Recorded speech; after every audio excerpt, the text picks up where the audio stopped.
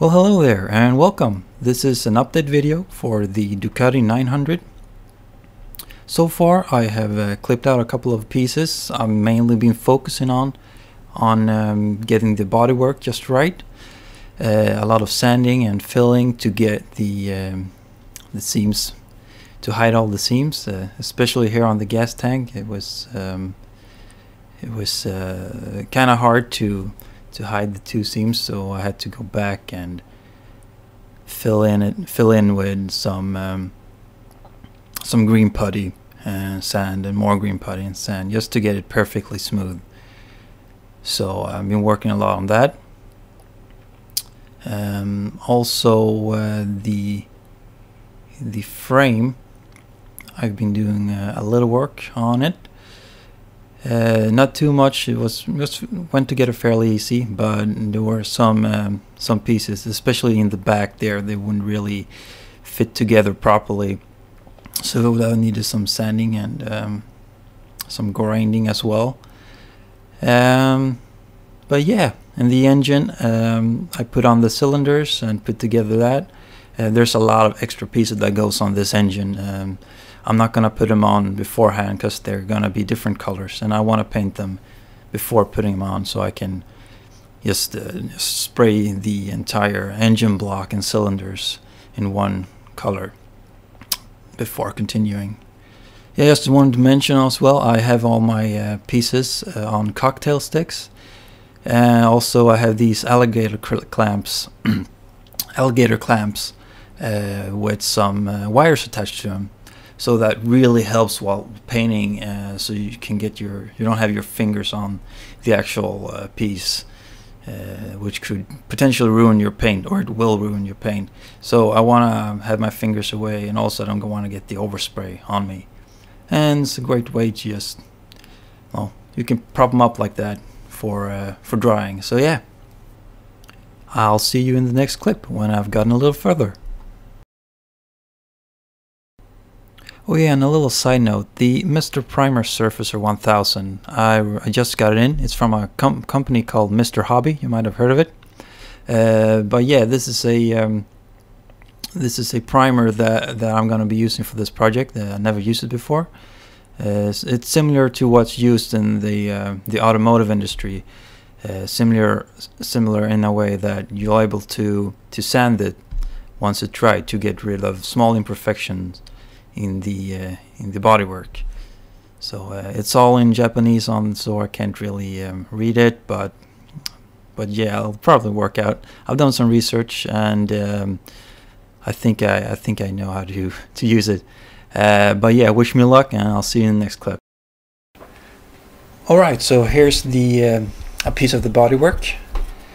It has been base coated, or I primed it rather, using the Mr. Surfacer 1000. I couldn't really get the consistency quite right with the thinner in paint, so it ended up a little bit too light. But it's just a nice dusting to have something, to adhere the paint to. But I think it turned out well. I'm not gonna be. I mentioned that you could even sand this. I don't know if it's my airbrush or just the way. I need to work on it some more. Maybe something with the pressure. But I couldn't get the paint to flow if I had it too thick. And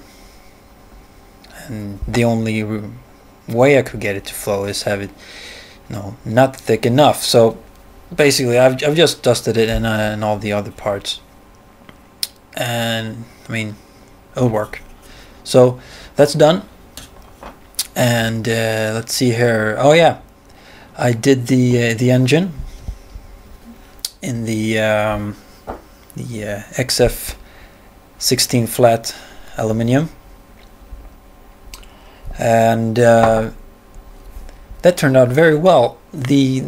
My first impression, though, once I had this spray, because I'm using a alcohol thinner for the Tamiya acrylics, that works great, and that's how I usually like to do it. But when I sprayed it, it turned out very dry and very, flaky and glittery. It was almost like you dusted it with small particles of metallic paint.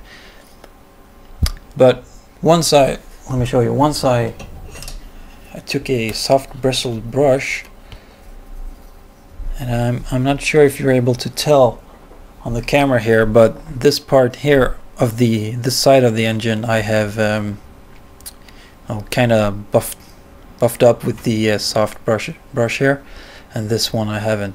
So anyway, what you end up with when buffing it, and you can even do this with your finger, is a very matte, very realistic aluminium looking color. So, and it got rid of all the small dust particles that gathered, especially here between the fins on the cylinder. That was a mess.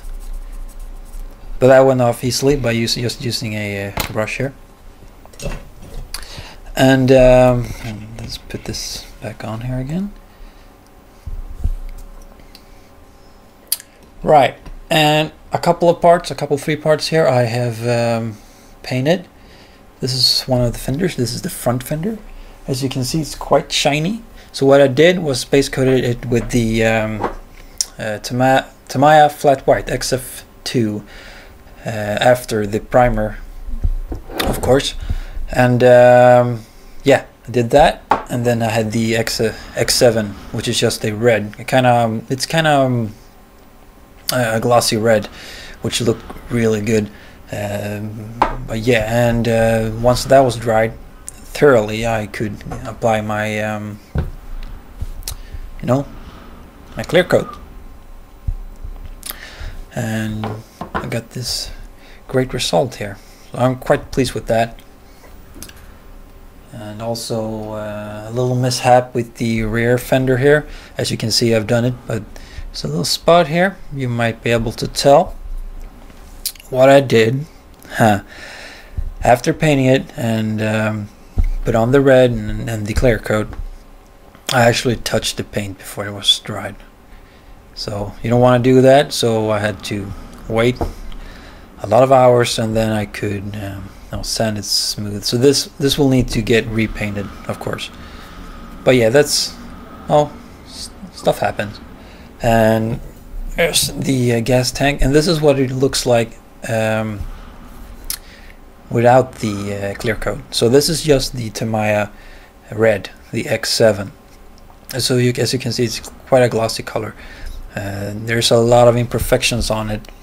I don't know if you could tell if I run it through the light here, but anyway, there's a lot of imperfections on the surface here, and I want to get rid of those. So I'm gonna try to buff them out, just a little bit, using a 2000 grit wet and dry sandpaper.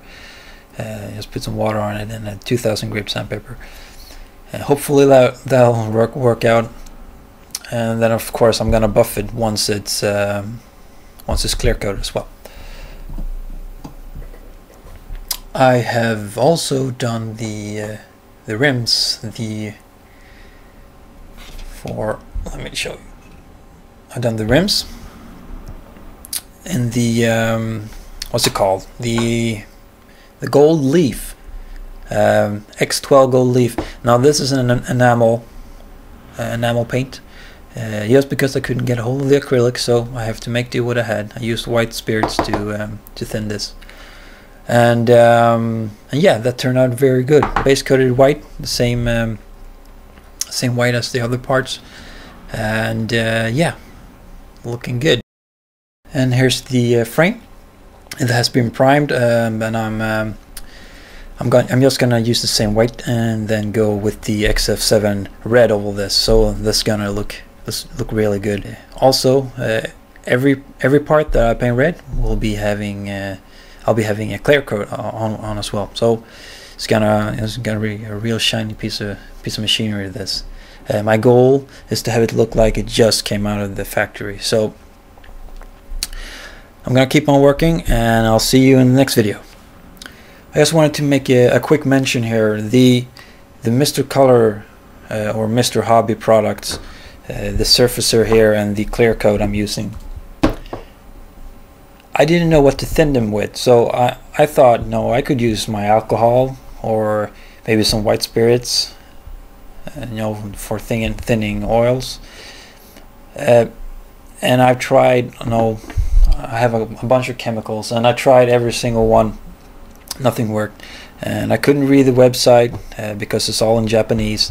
So I asked the retailer, what I use. I mean, I don't want to buy, because I'm ordering these stuff from China, and I don't want to wait for them to ship them from China again. So other than, of course, Mr. Hobby's own brand of thinner that will work for their products, I asked him what I could use, and he said it was oil based, and I just want to tell you that it's not correct, at least not in a sense that you could use your, and the same thing you would use to thin your oil paints and whatnot. So that didn't work, and I just ended up buying the Mr. Hobby thinner here. This is the leveling thinner. They have two products, I believe. One's called thinner, and this is a leveling thinner. So, but yeah, I bought this and it works great. The only what's too bad about it is because it's such a small bottle, and they have bigger. I mean, they have up, I believe, 1 liter bottles, but I went with a small one just to try it out, because when you want to clean your airbrush once this is done, because you do not want to let this sit in your airbrush. It will basically ruin it, or you have to just clean your airbrush. So this is I'm using a lot of these this just to clean my airbrush. I'm trying to be sparse with it, but so I probably end up buying a bigger one, and also the fumes that these gives off, especially with the thinner. No, it's not too pleasant. I got a bad headache from it. So make sure you're in a well ventilated area. So just try to keep that in mind. Alright, this video is dragging on a little bit, so I'm gonna end it here. Thank you so much for watching, and see you next time. Bye bye.